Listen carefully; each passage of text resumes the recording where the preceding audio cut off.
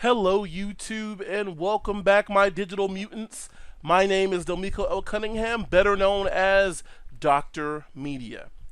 So if you've been watching my channel for a while, then you know I do a lot of stuff, or I do stuff for Freenas, and we've gone through how to build your own FAMP. We've gone through how to build your own own cloud server. So own cloud server. And with the FAMP, I had a actually we had a comment from Chameleon Saint on something that he was actually working on. So what he was doing is he basically went through the FAMP setup and set up his own FAMP. So if you don't know, FAMP is basically, and that's my word for it, it's a Freenas, Apache, MySQL, and PHP server. So it allows you to do, basically to set up your own Apache server on your Freenas box as a jail. So if you're familiar with the jail system, then you'll understand that completely. So what's really cool is you can run other types of, you could actually run VM, you could run virtual machines inside of your jails. So by running the FAMP server in there, the question that Mr. Chameleon Saint had was, how could he set up multiple websites or subdomains by using the Apache server the way that he has it set up? So first things first, you have to understand how the Apache server resolves IP addresses and how it resolves your incoming ports and everything like that. So there's two ways of thought for this. One, let's say if we had drmedia.com and drmedia.org.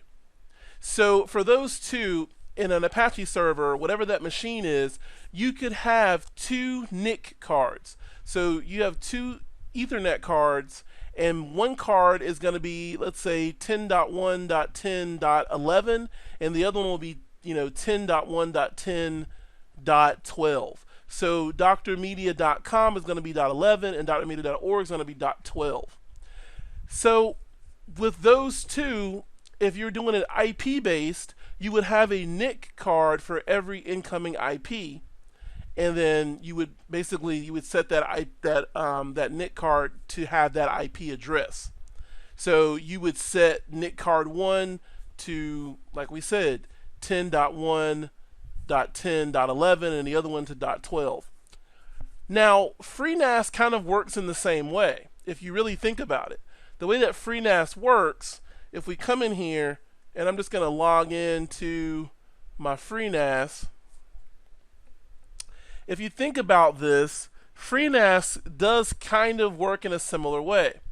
The jails themselves, they have their own IP address. So you can see that the Freenas jail is 10.1.10.40. So if I were to come in here right now and type this in, I would actually be pinging that running jail. Actually, nothing's running because I don't have Apache running on that. It's installed, but it's not running. But I can ping that .40. Now what you could do is you could just basically set up multiple jails, because you can set up as many jails as you want to. You could set up multiple jails and have every jail have a different installation of Apache, and have all of those, and have .40, .41, 42, and then have all those set up everywhere you want to.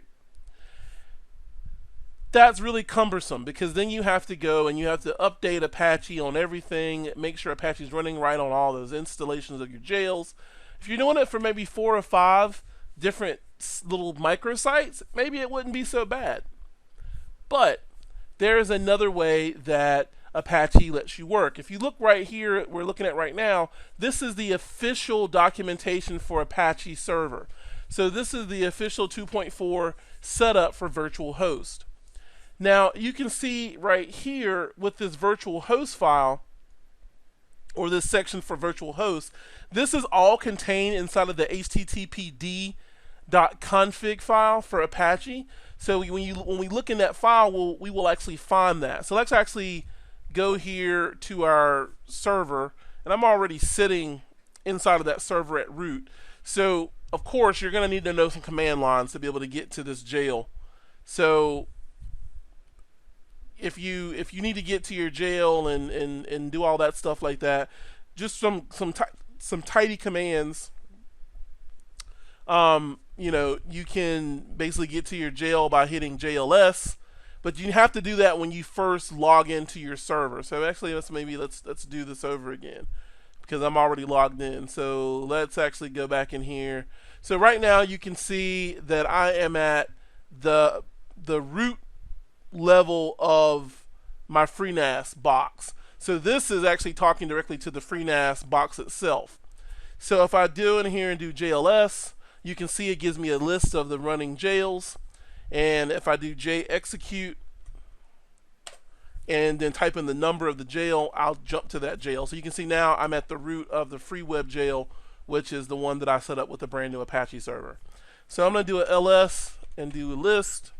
So let's go in here, and I've got nano installed as well. So you can do this. I could come in here and just do nano and do / and say user / I think it's etc / local / Apache 24 / httpd.conf.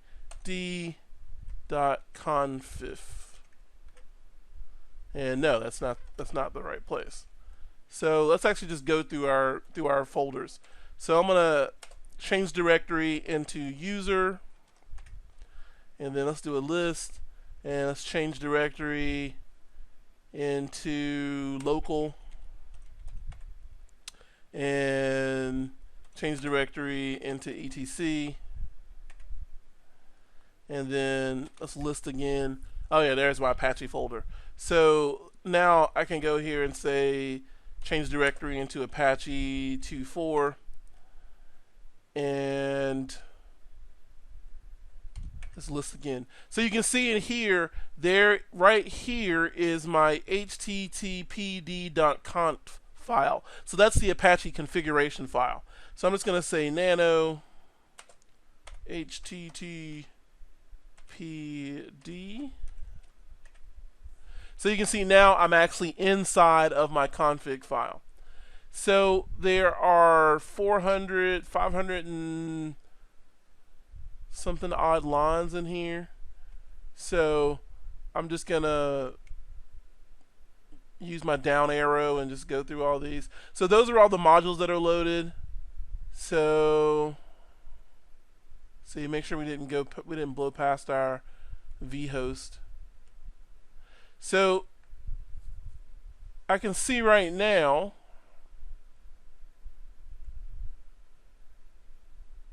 and you can add your vhost to anywhere in your config file as long as it's commented out correctly. So I don't think it already has any vhost already set up. I would not think it would have any vhost already set up. Let's just make sure. Page down through this stuff. Okay.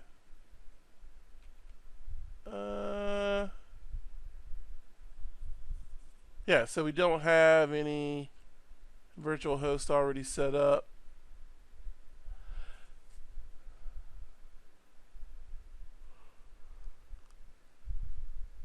Yeah. Yeah, so there's no vhost in here already. So you can see right here underneath the actual, just my actual server name itself, like giving it your admin address and whatever your example of this server is going to be. So you can see all of the directories may appear inside of vhost containers, in which case these default settings will be overridden for the vhost file being defined. So anywhere else in here you can excuse me, you can add basically this. So we'd be adding this information right here. Now anything with the number sign in front of it is just commented out, so it's nothing to worry about. So in here, let's see, let's say like right here we want to add this information in there. So I'm using Bitvice so I can copy and I can paste by right clicking inside of my Bitvice terminal. So in here I can define virtual host. So this looks like an XML file a little bit. So you can see right here this virtual host is going to be defined, and the IP address right here is where you would put your IP address, and then here's the port that it's going to be listening for. You know, now you could also do these, and if you can look in here and you can see in our documentation there's tons of different ways to be able to do virtual host. So you could go here and say name-based host, or for more than one IP. You could also do serving the same content on different IP addresses. So you can have multiple IP addresses and they all basically resolve to here. Or you can even run on different ports. Now, the thing is, and this is the thing that you have to remember, is that it doesn't matter. You have to still have DNS resolution from some type of host provider. And I don't mean for your server hosting, but you do need like a GoDaddy. Like you need to have GoDaddy set up and have those names actually out there and resolving somewhere. So you still need to have a naming server that's going to resolve that for you. And then, because Apache, the only thing Apache is doing, it's just listening over port 80. Like it's listening over port 80, and if it gets a ping for the server name, you know, in this example, so let's say we do right here, what we said we're going to do. So let's say Dr. Media, and now stop that. So let's go here and say we change this to Dr. Media, and this right here is going to also be Dr. Media. So the DNS resolution, I would have to have a domain name for .com and .org for this to properly resolve to give me access to those two different places on this server. The other part of that is wherever your www, that's the root of the Apache, you can have different folders. So in this example here, I've got example 1, I've got example 2. So this would be everything inside of the example 1 folder would be for the drmedia.com website, and everything for drmedia.org would be in this example 2. So just keep that in mind. So let's just to kind of wrap up. You need to have a qualified domain. So it needs to be an out-facing domain. The other thing is that you need to set up your virtual host file. But the third thing, and probably the most important thing, so it probably should kind of be number 1, is that if you are using if you're going to do this at home, if you're going to do like a home-based server, you're going to need to use some kind of dynamic DNS service.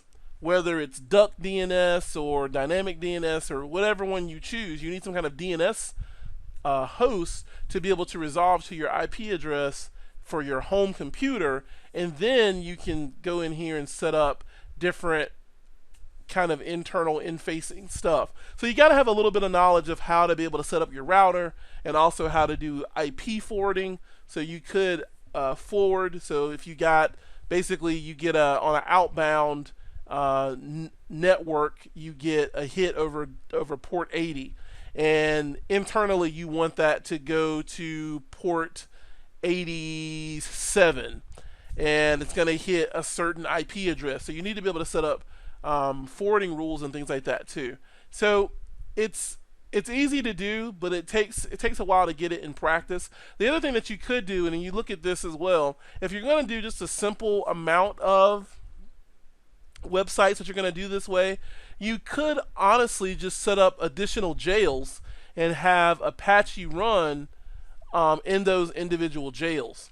Now, if I were doing like maybe 4 or 5 sites, I could see doing separate jails for each one and having an Apache server running for each one of those. But if you're going to be doing multiple clients, then the best thing to do is to really sit down and go through setting your virtual host and do some kind of port forwarding and things like that on your internal network, and be able to serve stuff out yourself.